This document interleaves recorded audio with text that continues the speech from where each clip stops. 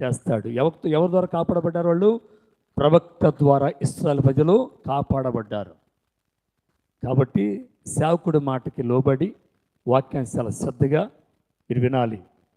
ఎందుకనంటే ఈరోజు ఎంతో శ్రేష్టమైన రోజు. 2026 సంవత్సరాల క్రితం ఇదే రోజు మరి మనందరి కొరకు ఈ లోకానికి వచ్చిన ప్రభువైన యేసుక్రీస్తు వారు మనందరి కొరకు మొదటిగా శ్రమపడ్డాడు, ఆ తర్వాత సిలువెక్కాడు, ఆ తర్వాత సమాధి చేయబడ్డాడు. మూడో రోజు మనందరి కొరకు సజీవుడై పునరుద్ధరణ లేచాడు. ఎందుకు మనందరి కొరకు లేచాడంటే లెగవాలి, మన కొరకు వెళ్ళి మరలా మన కొరకు గృహాలు సిద్ధపరిచి మరలా మనం తీసుకొని పోవటానికి ఆయన పునరుద్ధరణగా లేచాడు. అయితే ఆయన మరలా రాబోతున్నాడు. ఆయన వారి కొరకు రాబోతున్నాడు. ఆయన మాట విని ఆయన మాట ప్రకారం ఎవరు జీవిస్తూ ఉంటారు వారి కొరకు రాబోతున్నాడు క్రీస్తు. అదే రెండవ రాడ. కాబట్టి చాలా జాగ్రత్త దీని యొక్క మాటలు మనం వినాలి. మరి ఈరోజు ప్రభు బల్లారాధన, ఈస్టర్ గురించి వాక్యం చెప్పాలని ఆలోచన నాకు లేదు. కానీ ఈరోజు ముఖ్యంగా ప్రాముఖ్యం ఏంటంటే ప్రభు బల్లారాధన. యేసుక్రీస్తు సిలువెక్కటానికి కారణం, మరణించటానికి కారణం, కొట్టబడటానికి కారణం, ప్రతి ఒక్కడు కూడా ఎందుకు అనంటే ఇదిగో మనకి ఈ శరీరాన్ని ఈ రక్తాన్ని మనకి ఇవ్వటానికి ఆయన అవన్నీ చేశాడు. వాటి ద్వారానే రక్షణ. యేసుక్రీస్తు రక్తం ద్వారా మనకు రక్షణ, అంటే సిలువ ద్వారా మన రక్షణ. యేసుక్రీస్తు యొక్క శరీరాన్ని రక్తాన్ని పానం చేసి భుజించితేనే నిత్య జీవన వాక్యంలో స్వయంగా రాయబడి ఉంది. కాబట్టి అలాంటి శ్రేష్టమైన సమయంలో, అలాంటి శ్రేష్టమైన దినంలో మనం ఉన్నాం. అయితే యేసుక్రీస్తు వారు ఈ ప్రభు వల్ల ఎప్పుడు సిద్ధపరిచాడు అని ఆలోచన చేస్తే యేసుక్రీస్తు వారు అప్పగింపకు మునుపు రాత్రి అని బైబిల్లో రాయబడి ఉంది. తను అప్పగింపబడిన రాత్రి అని. యేసుక్రీస్తుని అప్పగించింది రాత్రి. తెల్లవారితే ఏముంది? శుక్రవారం, ఆ తర్వాత శనివారము, ఆ తర్వాత ఆదివారం. అంటే యేసుక్రీస్తుని శుక్రవారం కంటే ముందే గురువారం అప్పగించబడ్డాడు. ఈ సత్యాన్ని మీరు బాగా తెలుసుకోవాలి. అప్పగించబడిన తర్వాత, అప్పగించబడిన దానికంటే ముందే యేసుక్రీస్తు ఏం చేశాడు? పస్కాను సిద్ధపరచండి అని చెప్పాడు. పస్కాను సిద్ధపరచమని చెప్పిన తర్వాత యేసుక్రీస్తు మరణింపక మునిపే మనందరి కొరకు రక్తాన్ని శరీరాన్ని ఒక బల్లగా మనకు సిద్ధపరచక మునిపే యేసుక్రీస్తు వారు బల్లో ఎలా చేయాలి, రొట్టెని ఎలా తీసుకోవాలి, ఆ పాత్రను ఎలా తాగాలి, ఆ తాగేవాడు, దానికి సిద్ధపడేవాడు, దాని కొరకు సమీపించేవాడు ఎలా ఉండాలి, ఎలాంటి ప్రవర్తన కలిగి ఉండాలో మొత్తాన్ని పూసగుచ్చినట్టు దేవుడు ముందుగానే తెలియపరిచాడు. యేసుక్రీస్తు శిష్యుల మొత్తాన్ని ఏర్పాటు చేసుకున్నాడు, వారందరికీ తెలియపరిచాడు. దానికంటే ముందు ఇంకా మనం చెప్పాలంటే యేసుక్రీస్తు సమాజ మందిరంలోకి వెళ్ళి, సమాజ మందిరంలో కూడా ఎప్పుడది విశ్రాంతి దినము రోజు సమాజ మందిరంలోకి యేసుక్రీస్తు వారు వెళ్ళి ఈ పస్కా గురించి కూడా చెప్పమని బైబిల్లో రాయబడి ఉంది. కాబట్టి ఈ పస్కా బలిపశుగా ఆనాడు బలిపశుని బలిచ్చారు. అయితే మనందరి కొరకు యేసుక్రీస్తే పస్కా బలిపశుగా, పస్కా గొర్రె పిల్లగా మనందరి కొరకు బలి అయ్యాడు. ఆ బలి అయిన ఆయన ఆ పస్కాని ఎలా ఆచరించాలి, వధించిన దాన్ని ఎలా తినాలి, ఎలా దాన్ని తీసుకోవాలో యేసుక్రీస్తు చనిపోక ముందే ఒక క్రమాన్ని శిష్యులు తెలియపరిచాడు. ఏంటి ఆ క్రమం అని ఆలోచన చేస్తే యోహాను సువార్త 13వ అధ్యాయం 4వ వచనం చదువుకుందాం. చదువొచ్చిన ప్రతి ఒక్కరు బైబిల్లో ఉన్న ప్రతి మాటను చూడాలి, అది ఉందా లేదా పరిశీలన చేయాలి. మరి చదువు రాని వారు నా వైపు చూస్తూ సేవకు నోటి వెంట వచ్చే ప్రతి మాట వింటూ ఆ మాటలు మనం పరిశీలన చేసేవారికి మనం ఉండాలి. చదువుమా 13వ అధ్యాయంలో స్పష్టంగా కేవలం దాని గురించి రాయబడి ఉంది. భోజన బంతిలో నుండి లేచి తన పై వస్త్రమును అవతల పెట్టివేసి ఒక తువాలు తీసుకొని నడుమునకు కట్టుకొనెను. అంతటా పళ్ళెములో నీళ్లు పోసి శిష్యుల పాదములు కడుగుటకు తాను కట్టుకొని ఉన్న తువాలతో తుడుచుటకు మొదలు పెట్టెను. చాలు. ఇక్కడ యేసుక్రీస్తు మొట్టమొదటిసారిగా తనను అప్పగింపక మునిపే శిష్యులతో చెప్పి పస్కా సిద్ధపరచమన్నాడు. మరి సిద్ధపరచం ఎక్కడి నుంచి తీసుకురావాలో గ్రామాన్ని, ప్రాంతాన్ని మొత్తం చెప్పాడు. వెళ్ళండి, త్రోవలు వెళ్తున్న వారిని అడగండి, యేసుకని చెప్పండి, ఇస్తాడని చెప్పాడు. ఆ ప్రాంతాన్ని వెళ్ళారు, ఆ త్రోవలు వెళ్తున్న వారిని అడిగారు. అడిగిన దాన్ని ఎందుకని అడిగితే యేసుక్రీస్తు అని చెప్పారు. చెప్పిన వెంటనే వారు ఏం చేశారు, ఒక రూమ్ని సమస్తాన్ని సిద్ధపరిచి వాళ్ళకి అప్పగించారు. అప్పగించిన తర్వాత యేసుక్రీస్తు వారు ఏం చేశారు, వెళ్ళి ఏం చేశాడు, శిష్యుల పాదాలు కడగటం ప్రారంభించాడు.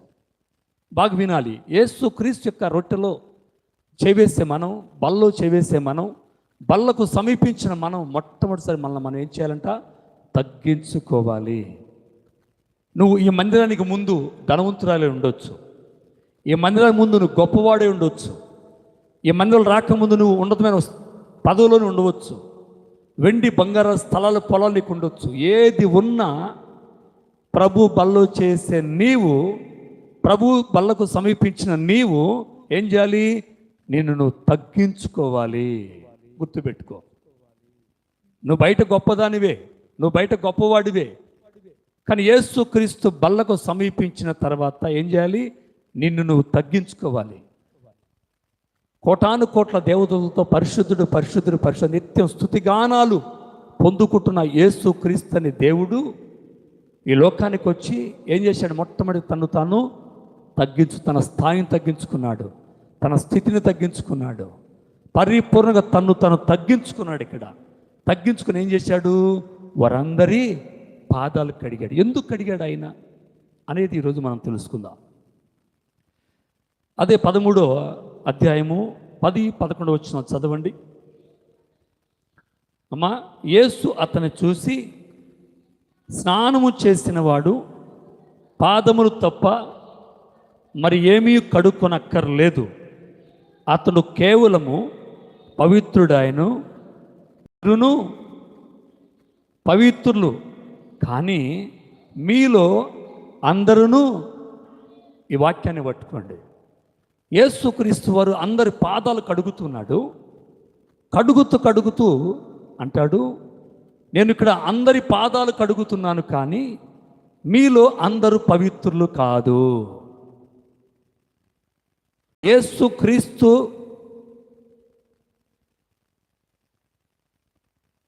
ఏదైతే పస్కాను సిద్ధపరిచాడో అందులో పాలు పొందటానికి వచ్చిన మీ అందరూ కూడా పరిశుద్ధులు కాదు. మీరు కొంతమంది పరిశుద్ధులు, కొంతమంది అపవిత్రులు. గుర్తుపెట్టుకోండి ఈ మాట.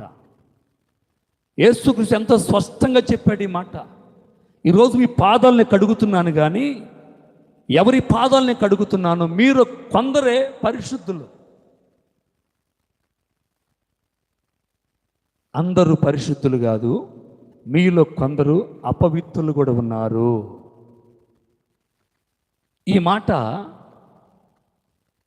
పస్కాకు సమీపించిన వారందరికీ యేసయ్య బోధిస్తున్నాడు.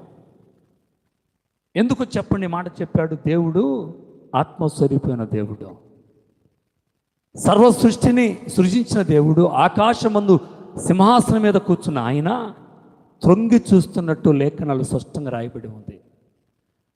భూమి మీద సృజించిన ప్రజలందరూ ఏం చేస్తున్నారు, ఎలా చేస్తున్నారు, ఎక్కడుంటున్నారు, ఏమేమి చేస్తున్న ప్రతి ఒక్కడు ఆకాశించండి ఆయన తొంగి చూస్తూ ఉన్నాడు.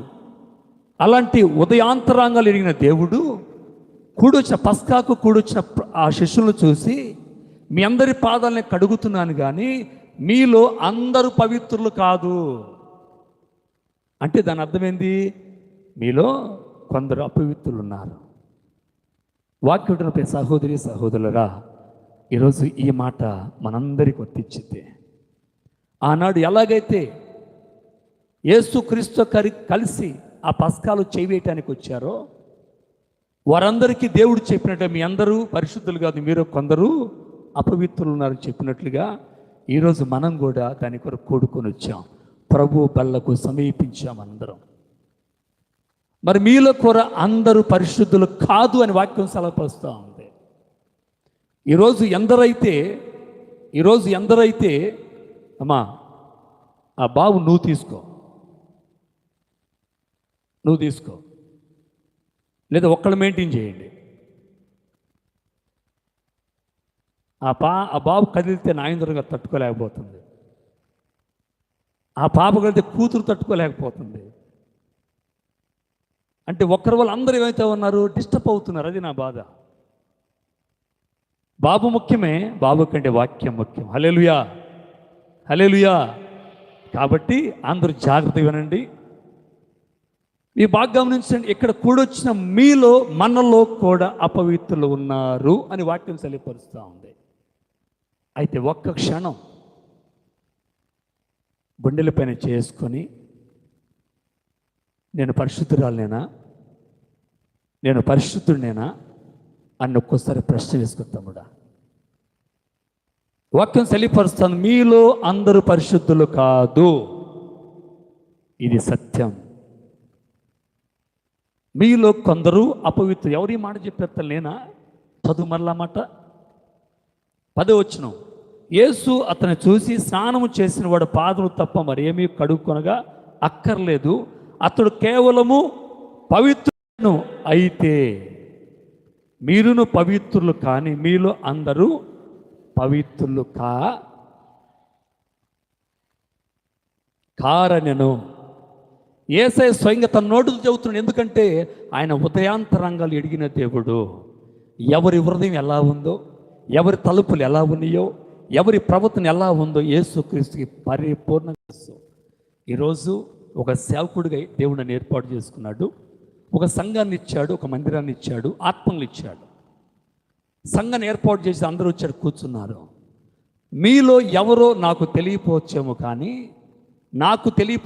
కానీ నాలో ఉన్న ఆత్మకు తెలియపోవచ్చేమో కానీ నన్ను నింపిన పరిశుద్ధాత్మ మాత్రము మీలో అపవిత్రులో తెలుసు. జాగ్రత్త. ఈ మాట చెప్పటానికి కారణం ఉంది. ఎందుకు ఈ మాట చెప్పకుండా యేసయ్య ఇవ్వచ్చుగా? ఇస్తే వాడు చనిపోతాడు, ఇస్తే వాడు బలహీనుడైపోతాడు, ఇస్తే వాడు అపవిత్రుడైపోతాడు, ఇస్తే వారు రోగాలతో పీడింపబడతారు. లేనిపోని దేవుని శాపగ్రస్తమైన రోగాలు మొత్తం కూడా వారి మీదకు వస్తాయని దేవుడు తలంచి, ఇది తీసుకున్నాడు పరిశుద్ధుడిగా, ఇది తీసుకుని నిత్యజీవం పొందుకునేవాడిగా, ఇది తీసుకునేవాడు యోగ్యుడిగా ఉండాలని, వాడు దేవుని యొక్క ఆత్మశక్తితో నింపబడాలని దేవుడు ఉద్దేశించి అపవిత్రులున్నారా, జాగ్రత్త, ఒక్కసారి పరిశీలన చేసుకోండి అని చెప్పాడు.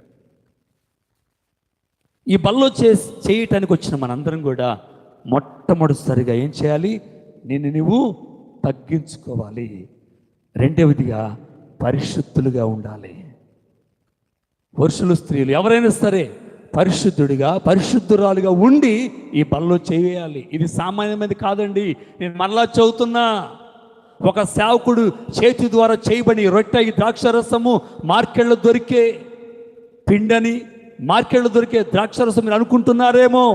నిజమే, అది మార్కెట్లో దొరికిన ద్రాక్షరసమే, మార్కెట్లో తీసుకొచ్చిన అంగడిలో కొనుక్కొచ్చిన పిండే. అయితే అది ప్రార్థన చేసిన తర్వాత యేసు రక్తముగా, యేసు శరీరముగా అది ఆస్వాదించబడుతుంది. దేవుని ద్వారా ఆస్వాదించబడిన ఆ శరీరము, ఆ రక్తము అపవిత్రులు తినటానికి వీల్లేదు. అది తీసుకోవాలంటే మొట్టమొదటిసారిగా ఎలా ఉండాలి? తను తగ్గించుకోవాలి. అంటే తగ్గింపు స్వభావం కలిగిన వాడు ఉండాలి. రెండోది ఏంటంట? పరిశుద్ధుడై ఉండాలి. యోగ్యత కలిగిన వాడే పరిశుద్ధుడు. పరిశుద్ధత ఉన్నవాడే యోగ్యత కలిగిన వాడు. ఈ రెండు లేకుండా బల్లో చేయటానికి వీలు లేదు. అలాగని చెప్పి ఇవ్వకుండా నేనిస్తా, అందరికి ఇస్తా. యేసు ప్రభు కూడా యోగ్యుడు కాకపోయినా అందరికి ఇచ్చాడు.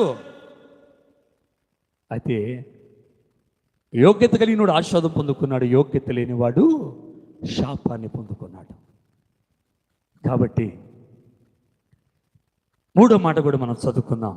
అదే 13వ అధ్యాయము 14వ వచనం.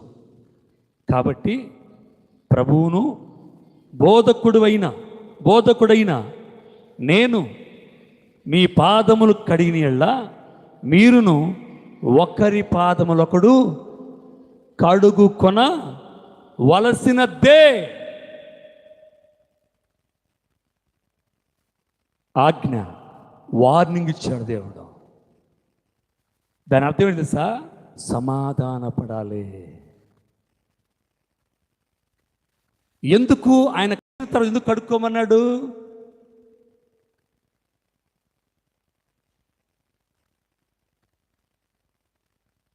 ఇది సర్వమాన్య వాడికి మీరు మాదిరిగా ఉండాలని ఆనాడు శిష్యులు చెప్పాడు దేవుడు. నాకైతే ఒక సేవకుడికి నాకైతే మీలో ఎవరితో నాకు అసమాధానం లేదు. ఒక గడవ కానీ, ఒక పగ కానీ, ఒక ద్వేషం కానీ, ఒక నాకు లేదు. ఉంటే అందరికి ఇవ్వను కదా. ఆలోచించండి.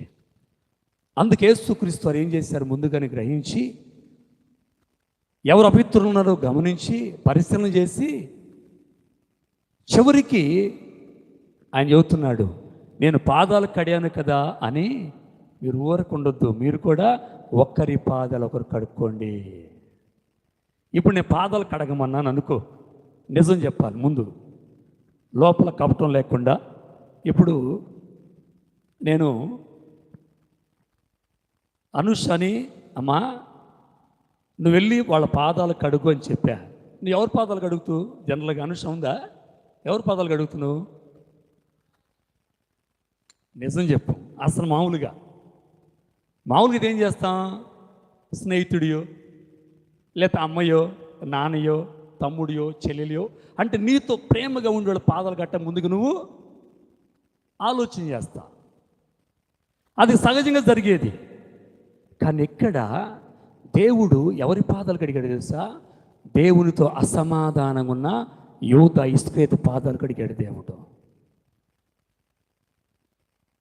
దేవునికి వ్యతిరేకమైన స్వభావం, దేవుని మీద పగతో, దేవుని మీద ద్వేషముతో, దేవుని మీద అసూయతో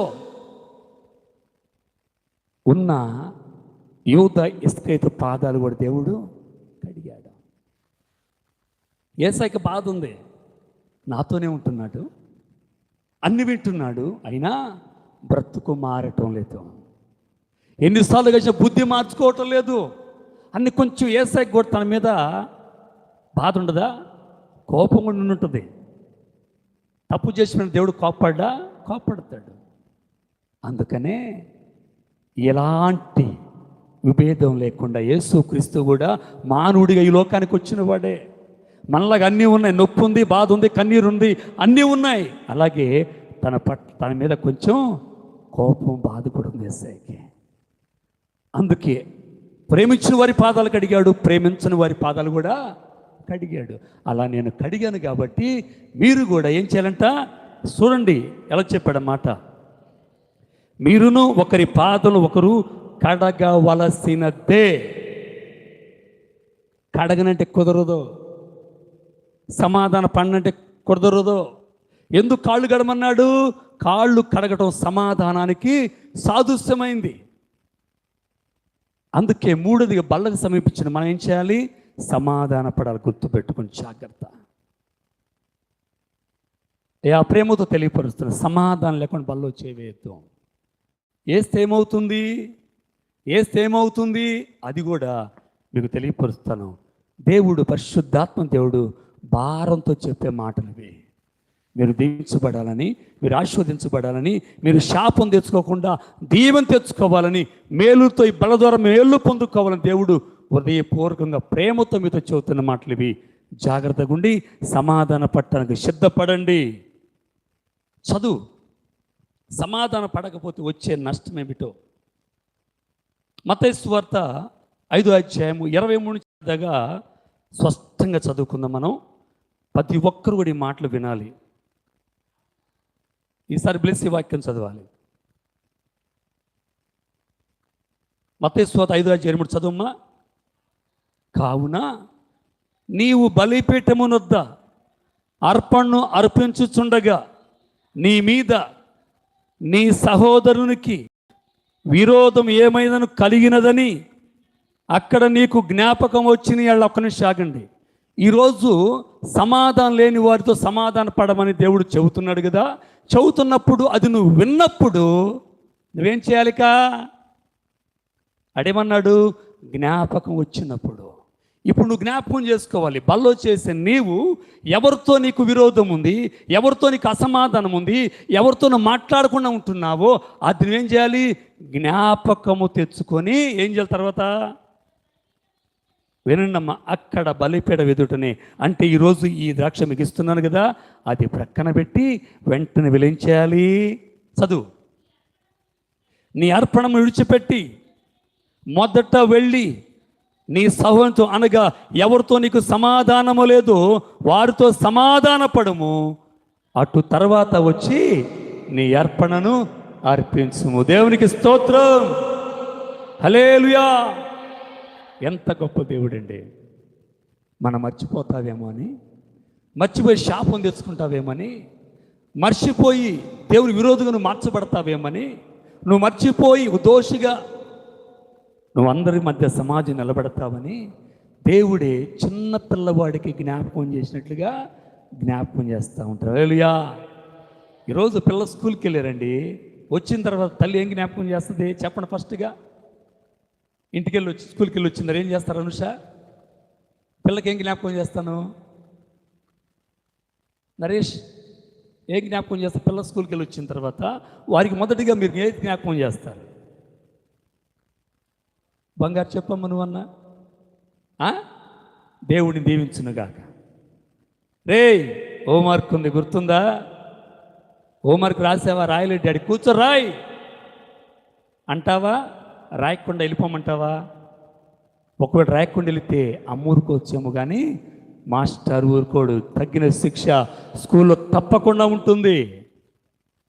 అందుకేసే అంటున్నాడు, నీకు జ్ఞాపకం చేసుకున్న తర్వాత, నీకు అప్పగించిన పని, అప్పగించిన ఆజ్ఞ నీకు జ్ఞాపకం వచ్చిన తర్వాత వెంటనే దాన్ని ఏం చేయాలా? అటు పక్కన పెట్టి అటు తర్వాత వచ్చి అర్పణ అర్పించవలెను. హల్లెలూయా. 26 వచ్చిన 25 చదమ్మా అమ్మా. 25, నీ ప్రతివాదితో, అంటే నీ ఎవరితో నీకు సమాధానం లేదు వానితో నీవును త్రోవలో ఉండగానే త్వరగా వానితో సమాధానం. అనగా ఏంటి త్రోవ? ఈరోజు ప్రభు బల్ల ఆరాధన, దేవుని ఆరాధించడానికి ప్రభు సమీపిస్తాను వస్తా ఉన్నా, వస్తూ నడుచుకుంటూ వచ్చేటప్పుడు నువ్వేం చేయాలి? ఈరోజు నేను బల్లో చేయబోతున్నా, నేను బల్లకు సమీపించబోతున్నా, ఎవరితో అసమాధానంగా ఉన్నాను, ఎవరితో నేను మాట్లాడట్లేదు, ఎవరితో విరోధ భావంతో ఉన్నానని చెప్పి త్రోవలోనే, గుర్తుపెట్టుకోండి, త్రోవలోనే దేవుని సమీపించే ముందే, బల్లో చేసే ముందే త్రోవలు వస్తున్నప్పుడు జ్ఞాపకం చేసుకొని ఏం చేయాలంట?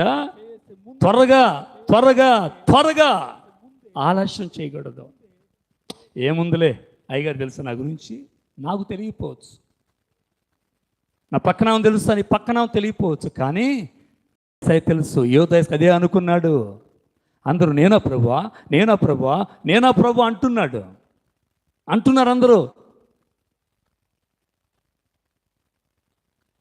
కానీ ఏసై పలానోడని ఏసై చెప్పాలి. ఎందుకంటే ఏసైకి తెలుసు, ఏసైకి తెలుసు వారెవరు సమాధానం లేని వాళ్ళు ఎవరు ఏసైకి తెలుసు. అందుకే త్రోవలో ఉన్న త్వరగా త్వరగా ఆలస్యం చేయాలా?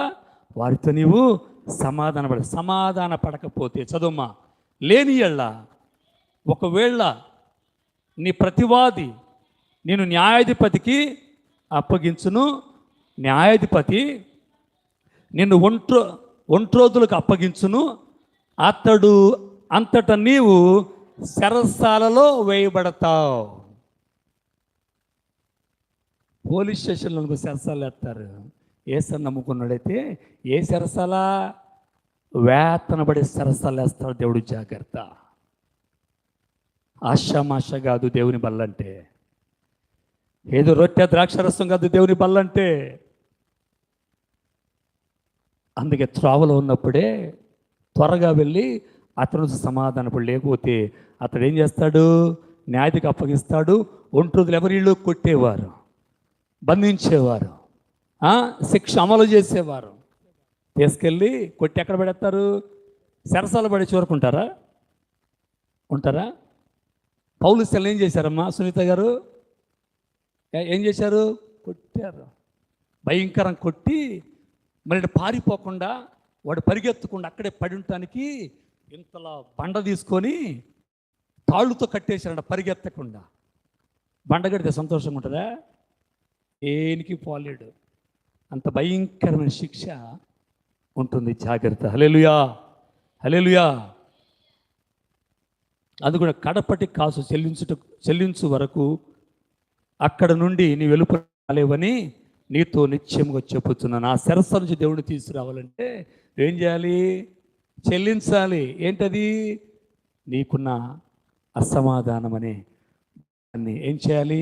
వెళ్ళి తగ్గించుకొని పవిత్రంగా మార్చబడి వెళ్ళి, అమ్మా ఏదో తెలుసు తెలియక నేను పొరపాటుగా మాట్లాడాను, నా నోటి దూల తొందరపడ్డాను, నన్ను క్షమించు తల్లి, నీ తెలుసు నేను తొందరపడతానని అని ఏం చేయాలి? వెళ్ళి క్షమాపణ కోరుకోవాలి. ఇదే తగ్గించుకోవడం. తగ్గింపు లేని వాడు సమాధాన పడరు. అహంభావం, అహంకారం ఉన్నవాళ్ళు, గర్వం ఉన్నవారు పడరు. గుండె ధైర్యం ఉండాలండి సమాధానం పట్టడానికి.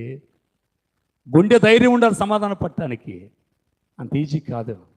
రక్షణార్థమైన దుఃఖము మారు మనసు కలుగు చేసిందే. దేవుని సంగమా సహోదరి సహోదరులరా, అదొక్కటే కాదు, మరొక మాట కూడా బైబిల్లో దాని గురించి రాయబడి ఉంది. లోకస్వార్త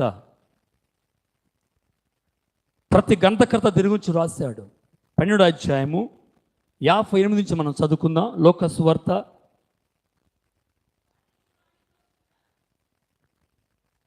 వాదించు వానితో కూడా అధికారి యొద్దకు నువ్వు వెళ్ళుచుండగా ఇడు ఒకవేళ నేను శిక్ష అప్పగించారు అనుకో, అప్పగించిన తర్వాత ఇదిగో ఏమేనయ్యా అని చెప్పి పోలీసు వస్తారు కదా, అయ్యా అది ఎత్తను నన్ను కొట్టిందని చెబుతారు. కష్టాల్లో అచ్చిబాడి నుంచి వస్తాడు, కష్టాల్లో అతను కొట్టింది ఈడేని అప్పచెబుతా. అప్పుడు నేను ఏం చేస్తాడు? పోలీసు తీసుకొని పోతా ఉంటాడు. ఎవరిని? కొట్టినోడిని కొట్టించుకొని తీసుకొని పోతూ ఉంటారు. ఆ స్టేషన్లో నేను పడేయక ముందే, ఆ శిరస్సులో బంధించే ముందు ఏం చేయాలి? వెళుతూనే అయ్యా నన్ను క్షమించయ్యా, అరే నన్ను క్షమించురా, నన్ను క్షమించని చెప్పి మీరు సమాధాన పడ్డారనుకో, అధికారి ఏం చేస్తాడు? మిమ్మల్ని విడిచిపెట్టేస్తాడు. అందుకే ఇక్కడ రాస్తా ఉన్నాడు, అధికారి యొద్దకు వెళ్ళుచుండగా అతని చెప్పించుకున్నటకు త్రోవలోనే ప్రయత్నము చేయము. హల్లెలూయా. ప్రయత్నం చేయాలి, తప్పించుకునే ప్రయత్నం చేయాలి, శిక్షను తప్పించుకోవాలి. అందుకని అంటున్నాడు, త్రోవలో నువ్వేం చేయాలంట? సమాధాన పడే వ్యక్తిగా ఉండాలి. హల్లెలూయా, హల్లెలూయా. నపంసకుడు రథం మీద పోతాడు, గుర్తుపెట్టుకోండి. నపంసకుడు రథం మీద పోతా ఉన్నాడు. పోతా ఉంటే వాక్యం చదువుని అర్థం కావట్లా. దేవుని ఎదుగు వెళుతూ వస్తున్నాడు, దేవుడితో సమాధానం లేదు, సరైన సమాధానం తనకు లేదు. లోకంలో ఉండాలా? దేవుడితో ఉండాలా? దేవుని మాట వినాలా? లోకం మాట వినాలా? మనసు మారటం లేదు, మనసు ఒక నిశ్చయిత రావటం లేదు అతనికి. బాప్తి తీసుకోవాలా వద్దా? తీసుకుంటే ఏమో, తీసుకోకపోతే ఏమొస్తుంది అనేది నిశ్చిత లేని పరిస్థితుల్లో పంపించుకున్నాడు. యేసయ్య అన్నాడు, పిలుపుని వెళ్ళయ్యా. ఎక్కడికెళ్ళమంటావయ్యా? గాజా మార్గంలో వెళ్ళి ఏం చేయాలి ప్రభువా? అయితే రథం మీద నపంసకుడు వస్తూ ఉన్నాడు, అతనికి వెళ్ళి సత్యాన్ని బోధించు. ఏదైతే తను విని వస్తున్నాడో, ఏదైతే చదువుతున్నాడో ఆ గ్రంథం గురించి కొంచెం అతనికి వివరించని చెప్పినప్పుడు ఫిలిప్పు వెళ్ళాడు, వివరించినప్పుడు ఇదిగో ఇంకా ఇంటికి పోలేదు. త్రోవలోనే చెప్పమ్మా.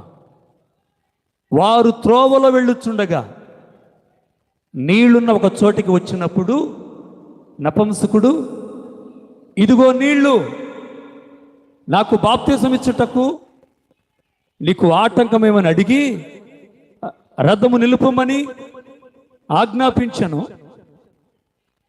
ఫిలిప్పు నపంసకుడు ఇద్దరును నీళ్లలోనికి దిగి అంతటా ఫిలిప్పు అతడుకు బాప్తిసం ఇచ్చను. వారు నీళ్ళలో నుంచి వెళ్ళి వచ్చినప్పుడు ఆ తర్వాత నపంసకుడు సంతోషించుచు తన త్రోవను వెళ్ళి అంతకుముందు సంతోషం లేదు ఆయనకి. యేసు క్రీస్తు సమాధాన పడేంత సంతోషం లేదు. గలిబిలి, అర్థం కాని పరిస్థితి, ఏం చేయాలో తెలియటల్లా. అలాంటి పరిస్థితుల్లో యేసయ్య ఏం చేశాడు? పిలుపు అసమాధానం వెళ్తున్నాడయ్యా, దుఃఖంతో వెళ్తున్నాడయ్యా, అర్థం కాని పరిస్థితుల్లో ఉన్నాడయ్యా, వెళ్ళి అతను చెప్పు అని చెప్పినప్పుడు వాక్యాన్ని ప్రకటించాడు. ఎవరు? దైవస్తుడు వాక్యం ప్రకటించిన తర్వాత నిజమే, ఎన్ని వాక్యాలు చెప్పినా యేసుక్రీస్తు రక్తంలో కడగబడలేకపోతున్నాను, ఎన్ని వాక్యాలు చెప్పినా దేవునితో సమాధాన పడలేకపోతున్నాను, సమాధానకర్త యేసు వైపు చూస్తూ నడవలేకపోతున్నాను అని తను వాక్యం అన్న తర్వాత వెంటనే ఏం చేశాడు? యేసయ్యతో సమాధాన పడ్డాడు, పరిపూర్ణముగా సమాధాన పడ్డాడు. హల్లెలూయా. ఎప్పుడు? త్రోవలు వెళ్ళుచుండగానే వాక్యం వినిపించింది. ఆలస్యం చేయాల, త్వరగా వెళ్ళాడు. ఎక్కడ తీసుకున్నాడు? నీళ్లు అనగా వాక్యానికి సాదృశ్యం. వాక్యం ద్వారా కడగబడ్డాడు, వాక్యానికి లోబడ్డాడు, వాక్యానికి వాక్యాన్ని చెప్పబడిన వాక్య ప్రకారం జీవించడానికి ఇష్టపడ్డాడు. ఆలస్యం చేయాల, ఇదిగో పిలుపు తెలుసేమో అనుకోలా. నా పరిస్థితి ఏమిటో, నా స్థితిగతులు ఏమిటో, నా భక్తి జీవితం ఏమిటో అతను తెలిసినా పర్లేదు, నేను దేవుడితో సమాధాన పడాలయ్యా రా అని వెంటనే దేవుని మాటలు ఎప్పుడు తన చెవున పడ్డ వెంట నపంసుడు రథము దిగి త్వరగా వెళ్ళి యేసయ్యతో సమాధాన పడ్డాడు. ఆత్మ వచ్చింది, కొన్ని వెళ్ళిపోయింది. దేవుని సంగమా సహోదరు, పరిశుద్ధాత్మ ఆ ప్రాంతంలో రావటానికి కారణం ఏంటే, పరిశుద్ధాత్మ అక్కడ దిగి రావడానికి కారణం ఏమిటంటే, అక్కడ వాక్యం ప్రకటించబడింది, వాక్యానికి లోబడ్డ స్థలమైంది. అది లోబడి, ఇద్దరు లోబడ్డారు. పిలుపు లోబడ్డాడు, వెళ్ళమంటే చెప్పిన దానికి అతను కూడా లోబడ్డాడు, ఇద్దరు లోపడ్డాడు. కాబట్టి సమాధాన పడిన వారి మధ్యకి ఏమొచ్చింది? పరిశుద్ధాత్మ దిగి వచ్చింది. దేవుని ఆత్మ నీ మీద దిగి రావాలంటే, దేవుని ఆత్మ ఒకరోజు నీ మీదకి వచ్చి నేను కొనిపోని పరలోకానికి తీసుకొని వెళ్ళిపోవాలంటే ఏం చేయాలి? సమాధాన పడిన వ్యక్తులుగా మనం ఉండాలి. సమాధానం లేని వారికి మనం ఉండడానికి వీలేదు.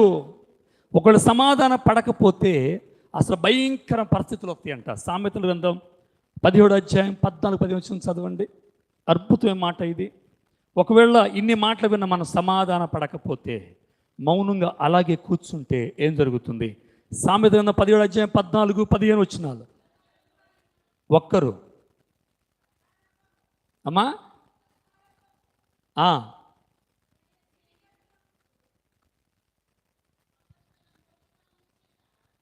ఒక్క నిమిషం. 17-14 కలహారంభము,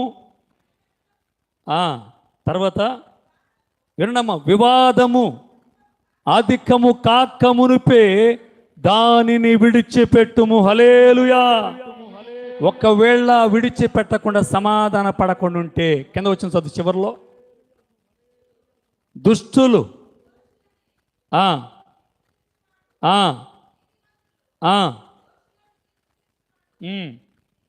వీరిద్దరూ యెహోవాకు వేయులు. హల్లెలూయా. దేవుని సంగమా సహోదరి సహోదరులారా, ఎందుకు ప్రభు పొడిగించి ఆ ఒక్క మాట అంత చెబుతున్నాడంటే, అసమాధానంగా ఉన్నాడు అపవిత్రుడవుతాడు, తగ్గింపు లేనివాడు అపవిత్రుడవుతాడు. అందుకనే దేవుడు ఎంతగా దాన్ని పొడిగించి అవుతా ఉన్నాడు. అయినా కూడా నాకు ఎవరితో అసమాధానం లేదు అని అంటున్నావంటే అది అబద్ధం. ఎవరితో కూడా మనకు అసమాధానం ఉంటుంది. రాత్రి వినండి అమ్మా, రాత్రి మా పాస్టర్ మీద కోపడ్డా నేను. వినండి, పరిశుద్ధాత్మ దేవుడు అర్ధరాత్రి నాతో మాట్లాడాడు నిద్రపోతుంటే. తెల్లారితే ప్రభు వల్ల రాత్రి పాస్టర్ మీద ఒక చిన్న మాట కోపడ్డా నేను. అది వ్యర్థమైన మాట కాదు, అది అపవిత్రమైన మాట కాదు. ఒక చిన్న మాట నేను ఆమె మీద కోపడ్డా. కోపట్ట అయిపోయింది. అయిపోయిన తర్వాత ఎవరు పడకల మీద వాళ్ళు పడుకున్నాం. అటు మా అమ్మ స్మైలీ, ఇంకోదం పాస్టర్ గారు, మరొకదం నేను పడుకొని నిద్రపోతా ఉన్నా. పరిశుద్ధాత్మ అర్ధరాత్రి నాకు జ్ఞాపకం చేస్తా, సమాధానపడ్డావా, సమాధానపడ్డావా, సమాధానపడ్డావా? అర్థం కావట్లేదు, నాకు నిద్ర రావట్లే, కుట్టుకులాడు. ఏంటది సమాధానపడ్డావా, సమాధానపడ్డా. ఎవరో చెప్పటల్లా వెంటనే గుర్తొచ్చింది పాస్టర్ గారు. నిద్రపోతూనే తన చేయట గట్టిగా పట్టుకొని, ప్రభువా నన్ను క్షమించమయ్యా అడిగా, చేయి తీసేసి. ఆ తర్వాత పాస్టర్ గారు దేవుడు బయలుపరిచాడేమో, మరలా నా చేయి పట్టుకుంది. హల్లెలూయా. ఎందుకు తెలుసా? చిన్న మాటే, చిన్న పొరపాటే, కానీ అది అపవిత్రతకు తీసుకెళ్ళిపోతుంది, మనల్ని అపవిత్రులుగా మార్చిద్ది. దేవునికి విరోధమైన వ్యక్తులు మనల్ని మార్చిద్ది. అందుకే అపవాదికి చోటు ఇక్కడే. పరిశుద్ధాత్మని దుఃఖపరచుకోండి. ఒకవేళ ఆ సమయంలో నేను గనక సమాధాన పడకపోతే నేను యేసయ్య పరిశుద్ధాత్మని దుఃఖపరిచిన వాడు అవుతాం. ఇక్కడ ఈరోజు ఈ మాట వింటున్న నీవు ఇప్పటికి సమాధాన పడకపోతే, ఇప్పుడు నేను తగ్గించుకోకపోతే నువ్వు పరిశుద్ధ దుఃఖపరుస్తున్నావు. రెండవదిగా అపవిత్రురాలుగా అలాగే ఉంటున్నావు. హల్లెలూయా, హల్లెలూయా. ఈరోజు బల్లో చేసే మీతో ఒక ప్రమాణం చేయించబోతున్నా. ఈరోజు నేను చేస్తారా? ఈరోజు బల్లో చేసే మీ అందరికీ ఒక ప్రమాణం చేయించబోతున్నా. ఈరోజు నేను యేసుక్రీస్తు రక్తంలో కడగబోయేటప్పుడు మనము ఏం చేస్తాం? సేవకుడు ఏం చేస్తాడు? నీటిలో మిమ్మల్ని ప్రమాణం చేపిస్తాడు. అమ్మ, ఎందుకు తీసుకున్నా బాప్తీసం? నా ఇష్ట ప్రకారం తీసుకుంటున్నానయ్యా. దేని కొరకు తీసుకుంటున్నాను? నువ్వు ఇంతవరకు లోకంలో పాపలో జీవించానయ్యా, ఇక పాపాన్ని విడిచి లోకాన్ని విడిచి నీతో బ్రతుకుతానయ్యా. అవునా? బ్రతుకుతానయ్యా. అయితే ప్రమాణం చేయని సేవకుడు ప్రమాణం చేపిస్తాడు. అవునా? అప్పుడు ప్రమాణం చేసి బాప్తీసం తీసుకున్నాం. ఈరోజు కూడా ప్రమాణం చేస్తారా? ఒక మాట అడుగుతాం మీ అందరినీ, ప్రమాణం చేస్తా అన్నవాడు చేతులు ఎత్తండి. నేను అందరితో సమాధానంగా ఉన్నా, నేను అబద్ధ మాటలు నా చేతులు ఎత్తండి. మరలా చెబుతా ఉన్నాను. ఈరోజు బల్లో చేయటానికి నేను అందరితో సమాధానంగా ఉన్నానయ్యా. సమాధానంగా ఉంటే యేసుక్రీస్తు తగ్గించుకున్నప్పుడు నేనేమాత్రపు నేను తగ్గించుకుంటాను అనే ఆలోచనలో రావాలి. లేదు, అసలు నేను సమాధానం పడటానికి అసమాధానం ఉంటేనే కదా నేను అందరితో సమాధానంగా ఉన్నాను, ఎవరికి విరోధం లేదు, ప్రతిరోజు అందరితో నేను మాట్లాడుతున్నాను అన్నవాడు చేతులు ఎత్తండి. సమాధానం ఒక్కళ్ళేరా? మరి బల్లో చేయడం ఎందుకు వచ్చావు నువ్వు? ఎవరు అవమానపరుద్దామని వచ్చాను బల్లో చేయటానికి? ఎవరు దుఃఖపరుద్దామని వచ్చా బల్లో చేయటానికి? నువ్వు ఎందుకు వచ్చావు చెప్పమంటావా? అంగళ్ళలో దొరికే రొట్టె అనుకుంటున్నావు ఇది, మార్కెట్లో దొరికే ద్రాక్ష రసం అనుకుంటున్నావు ఇది నీకు. అందుకనే ఇంకా నేను రోగాలు వెంటాడుతూనే ఉన్నాయి. అందుకే శాపం నిన్ను వెంటాడుతూనే ఉంది. సంతోషం లేదు, సమాధానం లేదు, ఆనందం లేదు, కుటుంబం అన్ని ఆర్థిక సమస్యలే. వాక్యం తేటగా మాట్లాడుతుంది రోజు. ఎందుకు ఈ మాట చెప్పాను తెలుస్తుంది? చేతుంది కదా మళ్ళీ తెలుసా? చదవండి కీర్తన గ్రంథం 5:6.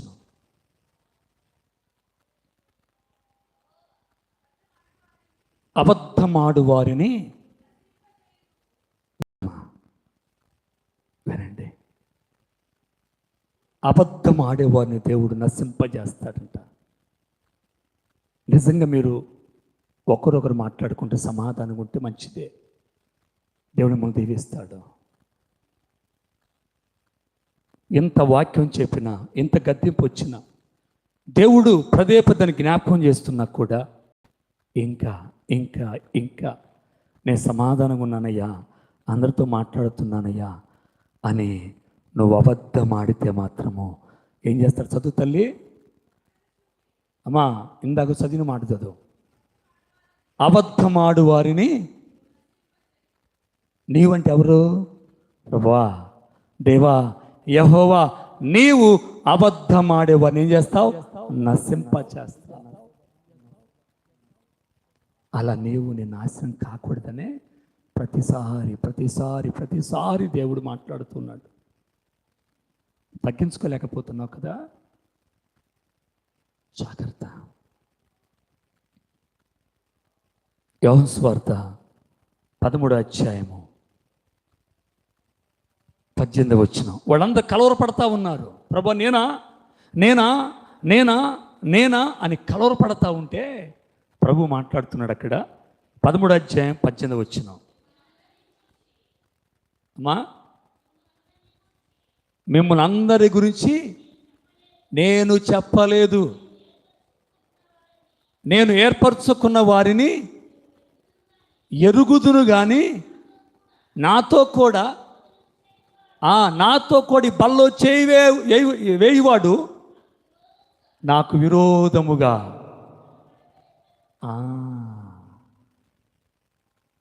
మీ అందరి గురించి నేను చెప్పటం లేదు. మీలో ఒకడున్నాడు, ఆ వ్యక్తి నాకు విరోధముగా ప్రయత్నిస్తున్నాడు బల్లో చేయటానికి. ఏంటి విరోధం తెలుసా? దేవుడు చెప్పినా కూడా లోబడకుండా చేయి వేస్తే అది ఏంటట? విరోధముగా. ఎత్తి ఏం చేస్తావు? వినకపోతే ఏం చేస్తావు? సమాధానపడితే ఏం చేస్తావు అన్నట్లుగా దేవునికి విరోధముగా మడమునెత్తాడు.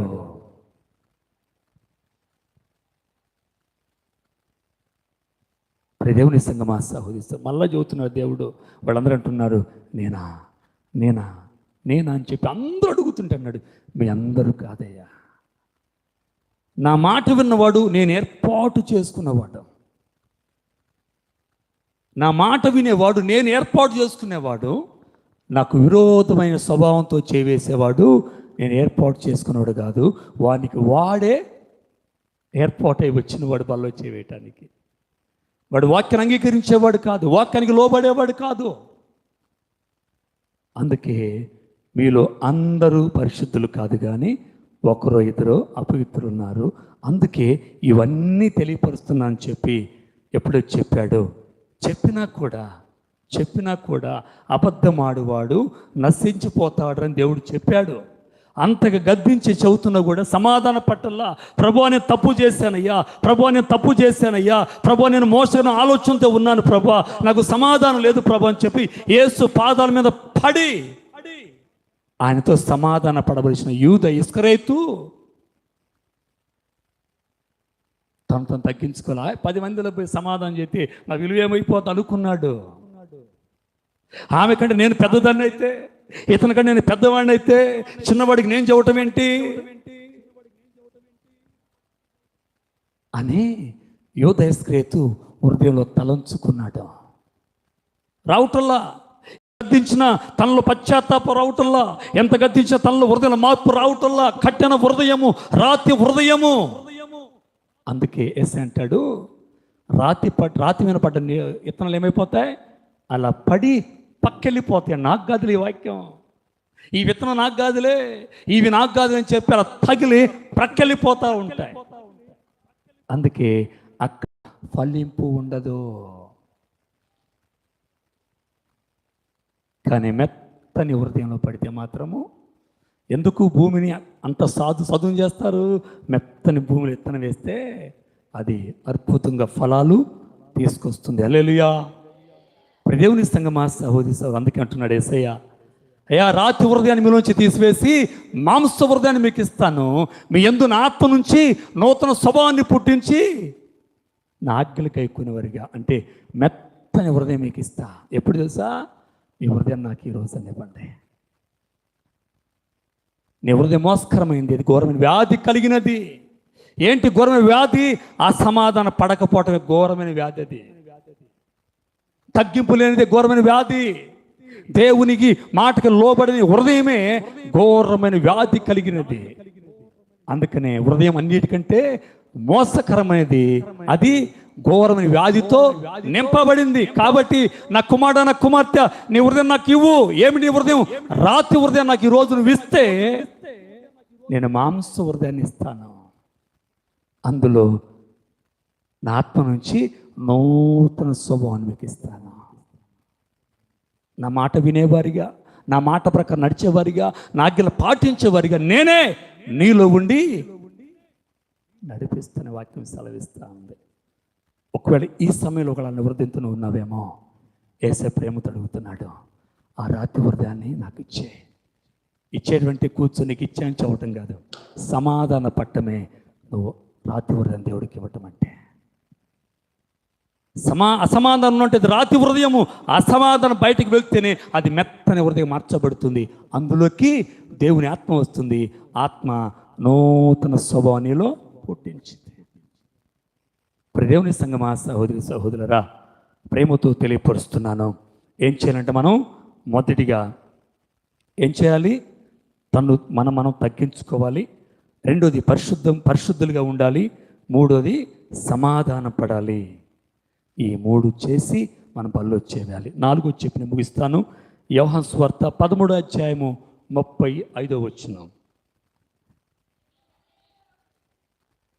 ఒక్క నిమిషమా, 13:35. మీరు ఒక్కని ఎళ్ళ ఒకడు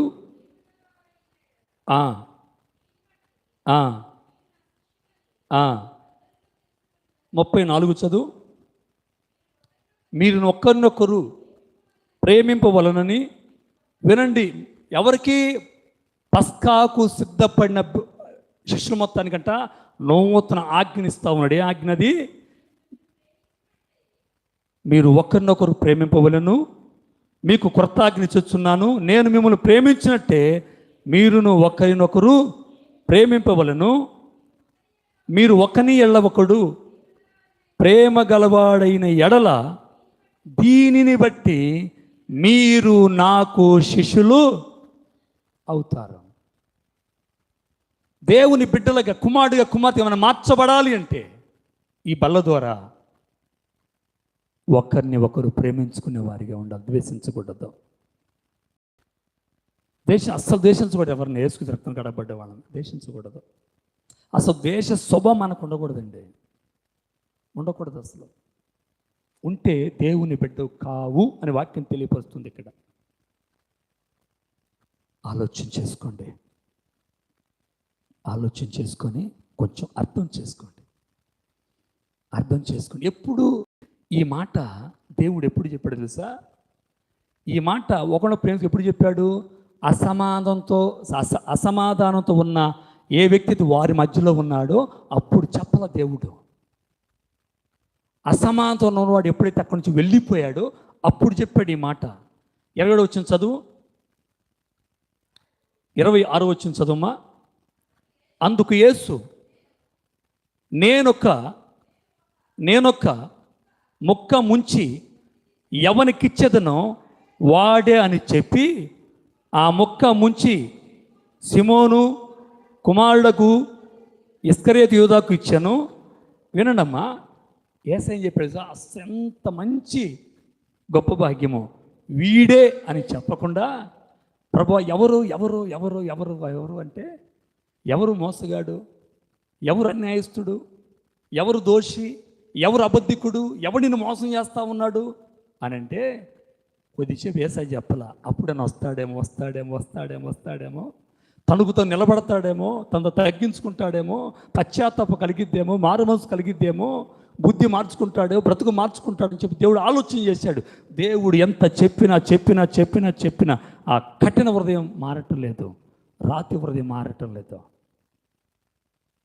అప్పుడేసే అన్నాడు, ఇప్పుడు చెబుతా వాడి పేరు చెప్పడం నాకు ఇష్టం లేదు అసలు. యేసయ్య చూడు, అతని పేరు చెప్పడం కూడా ఇష్టపడలేదండి. అంత అసహ్యం యేసయ్య మాట విన్నవారంటే. ఆ వ్యక్తి మాట చెప్పడం కూడా యేసయ్య ఇష్టం. ఎందుకు? నా మాటకు లోబడిన వాడి యొక్క పేరుని నా నోటితో కూడా వచ్చేసిన అసలు అంత అసహ్యకుడు నాకు వాడు. ఎందుకు? వాడు నశింపచేయటానికి సిద్ధంగా ఉన్నవాడు. ఎందుకంటే వాడు అబద్ధం ఆడుతున్నాడు. అబద్ధం ఆడేవాడు పేరు నా నోటితో నేను పలకను, కానీ ఎవరికైతే నేను మొదటి మొక్క ఇస్తానో వాడే అని దేవుడు చెప్పాడు. అప్పుడు సిగ్నల్ ఇచ్చాడు దేవుడు. యేసయ్య వెళ్ళాడు. అందరూ ఒట్టంతా చూస్తూ ఉన్నారు. ఎవరికి ఇస్తాడు, ఎవడు వాడు, ఎవడు మోసగాడు, ఎవడు మళ్ళీ అబద్ధవాడిని వాడు, ఎవడు అసమాధానం ఉన్నవాడు అని అందరూ ఒట్టంతగా చూస్తూ ఉన్నారు. యేసు ఏం చేశాడు? అడుగులు అడిగేసుకుంటా వెళ్తూ ఉన్నాడు. పేతురు దగ్గర పేతురు భయపడ్డాడు. 2 అడిగేశాడు. యోహాను దగ్గరికి యోహాను భయపడ్డాడు. 3 అడిగేసాడు. ఆంధ్ర దగ్గరికి వెళ్ళాడు. అలా అందరి దగ్గర కాలు వేస్తుంటే గుండెలు పగిలిపోతా ఉన్నాయి ఒక్కొక్కడికి. వెళ్ళి ఏం చేశాడు? యూదా ఇస్కరియోతుకి ఆ ముక్క ఇచ్చాడు. ఆ ముక్క ఇచ్చేటప్పుడైనా పుచ్చుకునేటప్పుడైనా బతుకు మార్చుకుంటాడని చెప్పి సిగ్నల్ ఇచ్చాడు దేవుడు. ఎందుకు? అది రాతి హృదయము. రాయి కరిగిద్దా అమ్మా? రాయి నిప్పులు ఎత్తి కరిగిద్దా? అగ్ని కూడా కరగదది. అలాంటి రాతి హృదయాలు ఉంటాయి. కరగలా. రొట్టె తీసుకున్నప్పుడు ఆ క్షమాపణ కోరకుండా యేసయ్య పాదాల మీద పడాలి. యేసుక్రీస్తు మాట వినకుండా పేతురు యేసయ్య విడిచిపెట్టి వెళ్ళిపోయాడు. యేసయ్య కనికరిపూర్ణుడుగా మళ్ళీ బాధల్లో ఉన్నప్పుడు, ఆర్థిక సమస్యలు ఉన్నప్పుడు, సమృద్ధి లేనప్పుడు పేతురు దగ్గరికి వెళ్ళి, పేతురు నీ కుడి పొలయ్యా అని చెప్పినప్పుడు విస్తారం ఆశీర్వాద పేతురు సంతోషపడలా, ఆనందపడలా. పరిగెత్తుకుంటూ వచ్చి ఏమన్నాడు? తల్లి, నేను పాపాత్ముడయ్యా, నన్ను వదిలి వెళ్ళిపోతున్నావు. ఇలాంటి పాపాత్మును ప్రేమిస్తున్నావా? ఇలాంటి పాపాత్మును కార్యం చేయడానికి వచ్చింది. ఇలాంటి పాపాత్మ ఇనే అన్ని వేల మంది గొప్పవాణ్ణి చేశావు ప్రభువా. ఏనాడు ఎవ్వడి నీ చేపల పట్ల అంత గొప్ప గంట నాకు ఇచ్చావు. ఆ గంట పొందుకుని యోగ్యుని కదా అసలు నేను పాపాత్ముడిని, నేను దుర్మార్గుని, వెళ్ళిపో అని పశ్చాత్తపడ్డాడు. కాబట్టే పేతురు మొదటి సంఘాన్ని కట్టాడు. దేవునికి స్తోత్రం. పరలోకపు తాళాలు ఎవరి చేతికిచ్చాడు? పేతురు చేతికిచ్చాడు దేవుడు. ఎందుకు తెలుసా? పశ్చాత్తాపం కలిగి ఉన్నట, దేవుని మాటకు లోబడ్డాడు. అందుకే రక్షణార్థమైన మారు మనసు, రక్షణార్థమైన దుఃఖము మారు మనసు కలుగు చేసింది. అయ్యో నేను రక్షించబడ్డాను. పాపం ఒప్పుకోబోతే మంచి పద్ధతి కాదని చెప్పి ఒప్పుకోవాలి. సామెతలో 29 అధ్యాయం అనుకుంటా, అతిక్రమలు దాచిపెట్టి 29:13 అనుకుంటా, 28:13 మార్చదు. అతిక్రమలు దాచిపెట్టువాడు వర్ధిల్లడు, వాటిని ఒప్పుకొని విడిచిపెట్టువాడు కనికరం పొందుకుంటాడు. పేతురు అతిక్రమం దాచిపెట్టుకోలా. యేసు ఎప్పుడు తనతో మాట్లాడాడో వెంటనే అతిక్రమం మొత్తాన్ని బయట పెట్టి ఒప్పుకున్నాడు. కనికరం పొందుకొని అపోస్తలులు అందరికంటే గొప్ప భాగ్యాన్ని, యేసు క్రీస్తు సంఘాన్ని, మొట్టమొదటి సంఘాన్ని కట్టే గొప్ప పాత్రగా దేవుడు వాడుకున్నాడు. ఎంత ఘనత అండి, ధన్యత. అంత ధన్యకరమైన జీవితాన్ని పొందుకోవాలంటే పశ్చాత్తాపం ఉండాలి, తగ్గించుకోవాలి, సమాధానపడాలి, ప్రేమించాలి. ప్రతి ఒక్కరిని మనం ప్రేమించాలి. అయితే ఇక్కడ ఈ వ్యక్తి ఏం చేశాడు? అబద్ధం ఆడువాడు నశించిపోతాడు. మరి పేతురు కూడా అబద్ధం ఆడాడుగా, 3 సార్లు అబద్ధం ఆడాడు. కానీ యేసయ్య పడుతున్న శ్రమను చూసి యేసయ్య ఒక్కసారిగా తిరిగి పేతురు వైపు చూసినప్పుడు రొమ్ములు బాదుకుంటూ రహస్యముగా పశ్చాత్తాపంతో దేవుడు వెంబడించాడు. కళ్ళతో చెప్పాడు దేవుడికి క్షమాపణ, కన్నీటితో చెప్పాడు దేవుడికి క్షమాపణ, మొహం దాచుకుంటా చెప్పాడు దేవుడికి క్షమాపణ. అందుకే యోగ్యుడిగా ధన్యుడిగా ఎంచబడ్డాడు. అయితే ఇక్కడ యూదా ఇస్కరియోతు మాట్లాడినంత సేపు పేతురుతో దేవుడు మాట్లాడలా. పడవలో యేసయ్య పేతురుతో మాట్లాడలా. ఏమన్నాడు? నా లోతు అని కుడివైపు అన్నాడు, అంతేగాని బుద్ధివాక్యం చెప్పలా. యేసుని వెంబడిస్తున్నప్పుడు, యేసుని పట్టుకొని పోతున్నప్పుడు అబద్ధం ఆడాడు చూసావా? అప్పుడు కూడా యేసయ్య నోటితో తనతో పలకలా. సిగ్నల్, కోడి కోతను ఇచ్చాడు, సిగ్నల్ ఇచ్చాడు అంతే. ఎక్కువ చేసి సంపాదించ బత్తలాడుకోవాలా. వెంటనే పశ్చాత్తాపం వచ్చింది. రక్షించబడి అబద్ధం ఆడటం ఏంటి అసలు నేను రక్షించబడి దేవుడు విడిచి తిరగటం ఏంటి అని ఏం చేశాడు? దుఃఖపడ్డాడు. మారు మనసు వచ్చేసింది, దేవుడు వాడుకున్నాడు. అయితే ఇక్కడ నేను ఎవడికి మొదటి ముఖ్యస్థానం చెప్పానో వాడే అని చెప్పినా కూడా రాత్రి హృదయంలో అతిక్రమ దాచిపెట్టుకున్నాడు, కానీ ఒప్పుకొని విడిచిపెట్టలేదు. ఏం జరిగింది చదవమ్మా? వాడు ఆ మొక్క పుచ్చుకోగానే సాతాను వాళ్ళు ప్రవేశించను. యేసు నువ్వు చేస్తున్నది అర్థమైపోయింది. ఈడు నా మాట వినడు కలిపో ఏడు నుంచి అసలు ఈ అపోస్తులు పనికిరాను, అసలు ఈ బల్లో కూర్చుని పడుతు నువ్వు పనికిరాపో వెళ్ళిపోయాడు నుంచి. వెళ్ళి పొమ్మని చెప్పి శిష్యులు ఎవరిని వెళ్ళమల్ల దేవుడు. ఎందుకు తెలుసా? సాతానుతో నింపబడ్డాడు. దేవుడికి కావాల్సిందే తెలుసా? ఎందరు నా ఆత్మతో నింపబడతారో వారే నా కుమారుడు, నా కుమార్తె. నా ఆత్మ లేనివాడు నా వాడు కాదు అన్నట్లుగా ఏదో ఏమొచ్చింది? సాతాను ఆత్మ వచ్చేసింది, పంపించేశాడు. ఈరోజు అసమాధానంతో, ఈరోజు అపవిత్రతో, ఈరోజు ప్రేమించలేని మనసుతో, ఈరోజు తగ్గింపు స్వభావం లేని మనసుతో ఒకవేళ పనిలో చేవేస్తే నీలోకి ఏమొస్తుంది చెప్పాలి? నువ్వు రొట్టె మొక్క తీసుకుని వెంటనే నీళ్ళకి ఏమొస్తుంది? సాతాను వస్తాడు. జాగ్రత్త. బతిమలాడుకున్నాడు, గద్దించాడు, బుద్ధి చెప్పాడు, అయినా వినలేదు. అరే నువ్వేరా అని చెప్పినా కూడా మనసులో భారం, పశ్చాత్తాపం రాలా. అప్పగించి అంటే దేవుడు విడిచిపెట్టేశాడు. దేవుని యొక్క మనిషి దేవుని సంబంధిలోకి దురాత్మ రావాలంటే దేవుని ఆజ్ఞ లేకుండా రాదు. యెహోవా యొద్ద నుంచి సౌలుకి దురాత్మ వచ్చినట్టు బైబిల్లో రాయబడి ఉంది. ఏడ కూడా దేవుడు అప్పగించాడు, సాతానికి అప్పగించేశాడు. వీడు నా సంబంధి కాదు అని ఎప్పుడైతే అన్నాడో అనుకున్నాడు, దేవుడు వదిలిపెట్టేశాడు. సైతాన్ యొక్క ఆత్మ తనలోకి వచ్చేసింది. ఏమైపోయాడు? అబద్ధం ఆడువాడు ఆయన నశింప చేస్తాడు. ఏమైపోయాడు? నశించిపోయాడు. దయస్త్రేత వాగ్దానం చేసిన దేవుడు నమ్మదగిన దేవుడు. ఆయన అబద్ధం ఆటకు నరుడు కాదు. దేవుడు చెప్పిన మాట తోచ తప్పకుండా జరిగిద్ది. టైంగా చూస్తున్నారా? అయినా పర్లేదు, మన పవిత్రులుగా మార్చబడాలి, మన పరిశుద్ధులుగా మార్చబడాలి. అందరిని ప్రేమించే మనసు మనలోకి రావాలి, రక్షణార్థమైన మారు మనసు మనలోకి రావాలి. అలా కలిగి ఒకవేళ ఇవన్నీ నువ్వు చేసి బల్లో చేవేస్తే నీకొచ్చే మొట్టమొదటి ఆశీర్వాదము ఏమిటంటే 6వ అధ్యాయం యోహాను సువార్త తీయండి అందరూ. 6వ అధ్యాయం యోహాను సువార్త.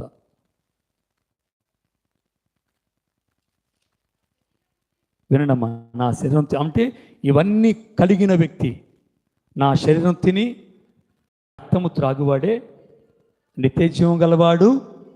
అంతే దినమున నేను వాడిని అబద్ధం ఆడకుండా అబద్ధం ఆడుతూ సమాధాన పడకుండా, తగ్గింపు స్వభావం లేకుండా, ఒకరిని ప్రేమించే స్వభావం లేకుండా ఒకవేళ బల్లో చేవేస్తే నిత్య జీవం ఉండదు. వాడు శ్రమల్లో నిత్య వాడు లేపబడడు. సమాధానపడి ఎవడైతే చేస్తాడో వాడు నిత్య జీవం పొందుకుంటాడు. రెండవదిగా అంత్య దినమున వారు లేపబడతారు. 56వ వచనం, నా శరీరం తిని నా యందును, వినండి, యేసయ్య కూడా ఏం చేస్తాడంట? అతని యందు నివసిస్తాడు. అతను 57వ వచనం, జీవము గల తండ్రి నన్ను గనిగా నేను తండ్రి మూలముగా జీవించుచున్నట్లే నన్ను తినువాడు నా మూలముగా జీవించును. ఇదే పరలోకము నుండి దిగి వచ్చిన ఆహారము. దేవునికి స్తోత్రం, హల్లెలూయా. ఇదిగో ఈ ఆశీర్వాదాలను పొందుకోవటానికే ఇవన్నీ దేవుడు చెప్పాడు. ఎంత చెప్పినా కూడాను ఒకవేళ అదే ఆలోచన ఉంటే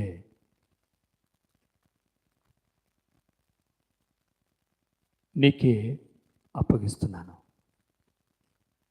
ఒకవేళ సమాధాన పడకపోతే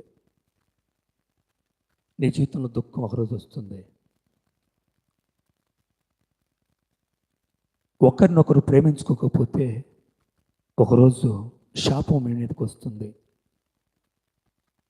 తగ్గింపు స్వభావం లేకుండా దేవుని మాటను ధిక్కరించి విరోధముగా మడమెత్తితే నీ మీదకి బలహీనతలు వస్తాయి. వాక్యం ముగిస్తూ ప్రేమతో చెబుతున్నాను, దేవుని మాటకు లోబడి దేవుని మాట ప్రకారం పశ్చాత్తాపడి సమాధానము కలిగి, అయ్యా ఇదిగోనైనా నేను సమాధాన పడుతున్నాను ప్రభా, నేను అందరినీ ఒకేలాగా ప్రేమిస్తానయ్యా, నేను తగ్గించుకుంటున్నాను ప్రభా అని నువ్వు ఎప్పుడైతే తీర్మానం చేసుకుని బల్లో చేవేస్తావో దేవుడిని తీర్చివా నీకు అనుగ్రహించును గాక. ఆమె తల్ల వంచండి, ప్రార్థన చేసుకుందాం. తల్ల వంచండి, ప్రార్థన చేసుకుందాం. ప్రతి ఒక్కరు కూడా తల్ల వంచి, ప్రతి ఒక్కరూ తల్ల వంచి, ప్రభా నన్ను క్షమించిన ఆయన, ఇదిగో నా ముందు ఆమెతో నేను సమాధానం లేను ప్రభా, నా వెనకున్న వారితో నేను సమాధానం లేను, నా ప్రక్క వారితో నేను సమాధానం లేను, నా ఇంటి ప్రక్క వారితో నేను సమాధానం లేను, నా బంధువులతోనే సమాధానం లేను, నా ఆడపడుస్తూనే సమాధానం లేను, నా తోటి కోడలతోనే సమాధానం లేను, నా అన్నదమ్ముతోనే సమాధానం లేను ప్రభువా, నన్ను క్షమించు నాయనా అని అందరం కూడా పశ్చాత్తాపంతో దేవుని ప్రార్థన చేద్దాం. మరికొద్ది క్షణాల్లో నీ ఎద్దుకు ప్రభు రొట్టె ద్రాక్షరసం రాబోతుంది. ప్రతి ఒక్కరూ మోకరించండి. మోకరించి తల్ల వంచుకొని ఒక శ్రేష్టమైన విలువైన సమయాన్ని ఇచ్చాడు దేవుడు. ఇప్పుడైనా రహస్యముగా ఎవరితో సమాధానంగా ఉన్నావా? అందరూ కళ్ళు మూసుకున్నప్పుడు వారితో నువ్వు సమాధానపడు. నేను ప్రేమిస్తానమ్మా, నేను తగ్గించుకుంటున్నానమ్మా అని నేను ఒకవేళ సమాధాన పడగలిగితే ఆశీర్వాదం ఈరోజు నీ మీదకి రాబోతుంది.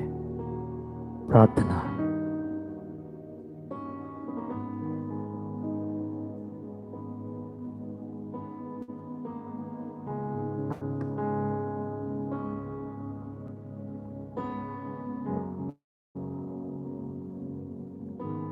అందరూ ప్రార్థన చేద్దాం.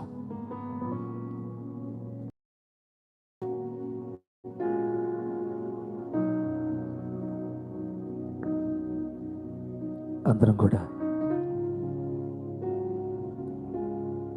ప్రార్థనలో ఉందాం.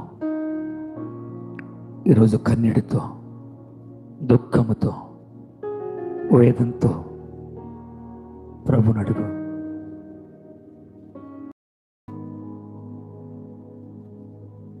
అడుగు ప్రభుని, ప్రభువా నన్ను క్షమించు నాయనా, ప్రభువా నన్ను క్షమించు నాయనా. కొద్ది నిమిషాలు ఆలస్యమైన పర్లేదు, అడుగు ప్రభుని, అడుగు ప్రభుని.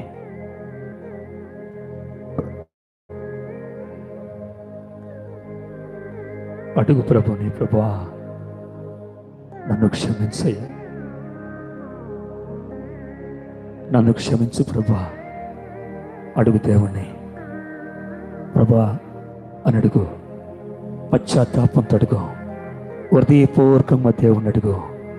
ప్రభా నన్ను క్షమించు నాయన, ప్రభా నన్ను క్షమించయ్యా, ప్రభా నన్ను క్షమించు నాయన, ప్రభా నన్ను క్షమించు, ప్రభా నన్ను క్షమించు ప్రభా, ప్రభా నన్ను మన్నించయ్యా, ప్రభా నన్ను మన్నించు నాయన అని అందరం కూడా ప్రభుని అడుగుదా. ప్రభా నన్ను మన్నించయ్య అడుగు దేవుణ్ణి, ప్రభా నన్ను మన్నించయ్య అని దేవుణ్ణి అడుగు. మౌనంగా కూర్చోవద్దు, దుఃఖంతో, కన్నీటితో, పశ్చాత్తాపముతో దేవుణ్ణి అడగాలి. ప్రభా నన్ను మన్నించయ్యా, అతిక్రమం నాలో ఉన్నాయి, అసమాధానం నాలో ఉంది అయ్యా. ఎవరితో పలకుండా, ఎవరితో సమాధానం లేకుండా, ఎవరితో ప్రభా సంతోషంగా లేకుండా నాయన నీ బల్లో చేయబోతున్నా ప్రభువా, నన్ను క్షమించయ్యా, నన్ను క్షమించని చెప్పి ప్రభుని అడుగుదా. అడుగు, ప్రభుని అడుగు, క్షమాపణ కోరు, ప్రభుని క్షమాపణ కోరు, ప్రభుని క్షమాపణ కోరు. యేసయ్యా నీకు స్తోత్రమయ్యా, యేసయ్యా నీకు స్తోత్రమయ్యా, యేసయ్యా నీకు స్తోత్రమయ్యా. ఎన్నో అపరాధాలు నాలో నన్ను క్షమించు నాయన, ఎన్నో ప్రభు అవిధేత నాలో నన్ను క్షమించు నాయన. ఎన్నో వారాలు, ఎన్నో నెలలు ప్రభువా నేను విడిచి తిరుగుతున్నానయ్యా. క్రమంగా నీ ఎద్దుకు రాకుండా, నీతో నిత్యము సవాసం చేయకుండా బల్లో చేవేస్తున్నాను ప్రభు. నన్ను క్షమించు, నన్ను క్షమించయ్యా, నన్ను క్షమించని చెప్పి అందరిని కూడా ప్రభుని అడుగుదా. ఎవరు కూడా దయచేసి మౌనం ఉండొద్దు, పశ్చాత్తాపంతో హృదయపూర్వకంగా దేవుణ్ణి అడుగుదా, హృదయపూర్వకంగా దేవుణ్ణి అడుగుదా, హృదయపూర్వకంగా దేవుణ్ణి అడుగుదా.